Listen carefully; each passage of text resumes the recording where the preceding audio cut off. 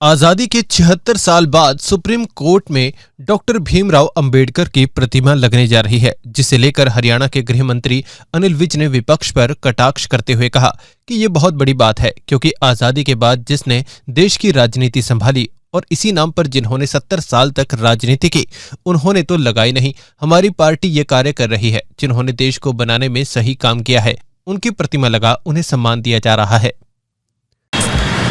ये बहुत बड़ी बात है, क्योंकि जो पार्टी आज़ादी के बाद जिसने देश की बागडोर संभाली और इसी नाम पर जिन्होंने राजनीति की 70-75 साल तक, उन्होंने तो लगाई नहीं।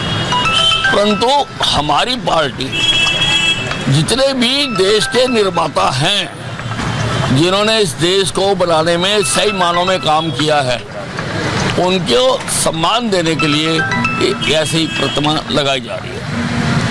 इन दिनों देश में चुनाव का माहौल है और राहुल गांधी राजस्थान में चुनाव कैंपेन कर रहे हैं।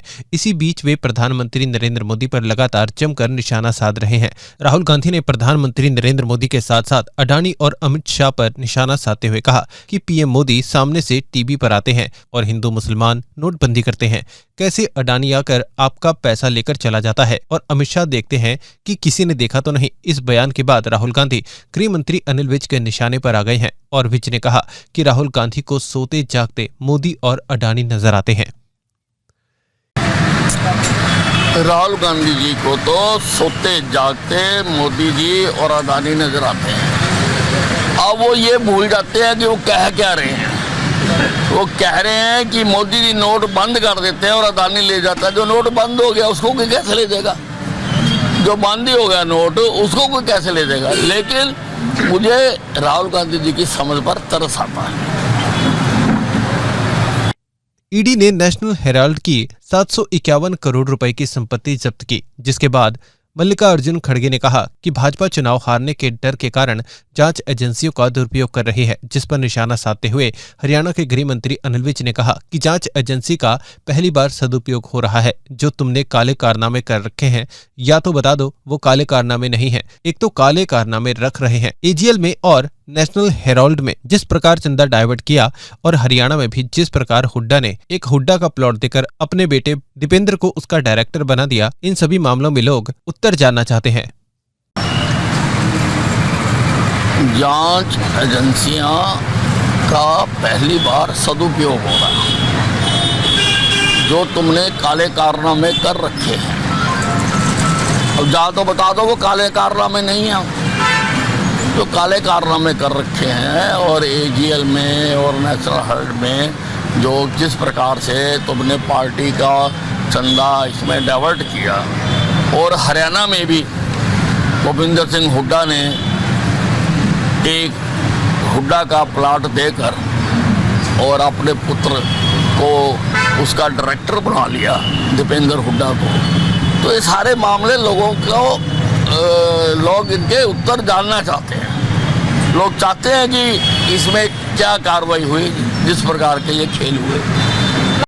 राजस्थान की चुनावी माहौल के बीच और प्रत्यारोप का सिलसिला जारी है। इस दौरान सीएम गहलोत का कहना है कि इस बार जनता बीजेपी को सबक सिखाएगी। कन्हैया को मारने वाला भी इनका कार्य कर रहा था।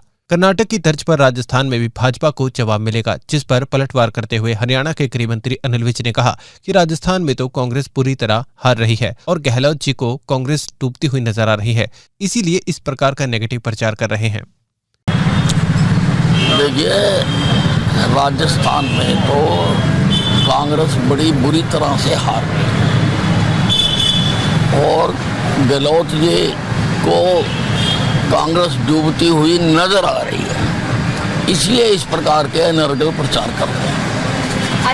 कांग्रेस अध्यक्ष मल्लिकार्जुन खड़गे ने कहा, जब हम अंग्रेजों से नहीं डरते और देश को आजादी दिलाई तो इन बीजेपी वालों से क्या डरेंगे? जिस पर गृह मंत्री अनिल विज ने कहा, अगर नहीं डरते हो तो सारा दिन क्यों इस तरह की बातें करते हो? अपना काम करो, लोगों को अपनी नीतियां बताओ। जो दोषी होगा वो पकड़ा जाएगा, जो निर्दोष होगा वो अपने आप बच जाएगा। अगर नहीं डरते हो तो सारा दिन क्यों इस तरह की बातें करते हो? अपना काम करो, लोगों को अपनी नीतियां बताओ। जो दोषी होगा वो पकड़ा जाएगा, जो निर्दोष होगा वो अपने आप बच जाएगा।